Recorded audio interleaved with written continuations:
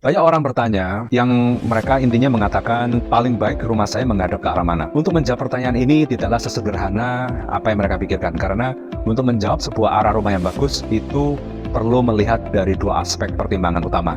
Yang pertama yaitu melihat dari tanggal lahir seseorang, di mana kita bisa mengetahui arah-arah mana saja yang cocok. Yang kedua, berdasarkan formula rumusan dari Feng Shui Kompas. Yang paling sering dipakai dalam hal ini adalah rumusan formula dari Feng Shui bintang terbang. Namun perlu Anda ketahui bahwasanya ada dua cabang utama dalam aliran Feng Shui, yaitu yang disebut dengan Feng Shui aliran tentuk dan Feng Shui aliran kompas.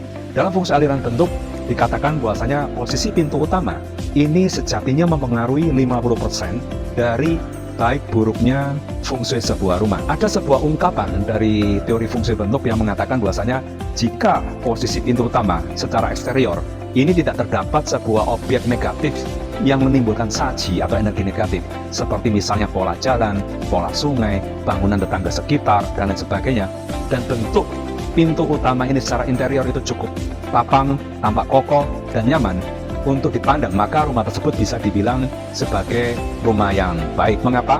Karena pintu utama dianggap sebagai mulut rumah, atau dalam bahasa Feng Shui kita sebut sebagai Qigong, di mana tipe energi atau Qi yang dibawa masuk ke dalam rumah itu disebarkan melalui pintu dan selanjutnya memengaruhi kesehatan dan keberuntungan keluarga.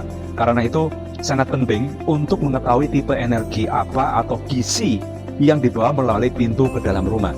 Energi yang dibawa ke dalam rumah hendaknya adalah energi positif atau Yang-ji dan bukan energi negatif atau Yin-ji. Nah, tujuan utama analisa Feng Shui itu adalah di mana pintu utamanya memiliki satu situasi dan kondisi yang baik, yaitu dengan memastikan tidak ada objek atau tata letak ruangan yang menyebabkan energi positif atau Sheng-ji tidak dapat masuk atau terhalang ketika masuk melalui pintu utama. Perlu Anda ingat, sebaik apapun arah hadap pintu utama Anda, jikalau kondisi pintu utama Anda dirusak oleh objek sekitar pintu, entah itu dari luar secara eksterior maupun yang dari dalam secara interior, maka Anda tidak bisa mengharapkan sebuah efek Feng Shui yang optimal.